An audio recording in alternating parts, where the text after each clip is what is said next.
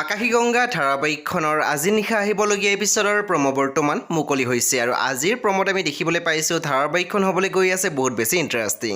বলকচোন চাওঁ আজিৰ প্ৰম'ত কি দেখিবলৈ পাইছোঁ। আজিৰ প্ৰম'ৰ প্ৰথম ভাগতে আমি দেখিবলৈ পাইছোঁ সন্ধ্যাক খুৰা ককাকে কৈ আছিল তোকো মই মাৰি পেলাম। তেতিয়া আমি দেখিবলৈ পাইছোঁ সন্ধ্যাৰ গলত গৈ চেপি ধৰিছিলে আৰু সন্ধ্যাই চিঞৰিছিল ককা।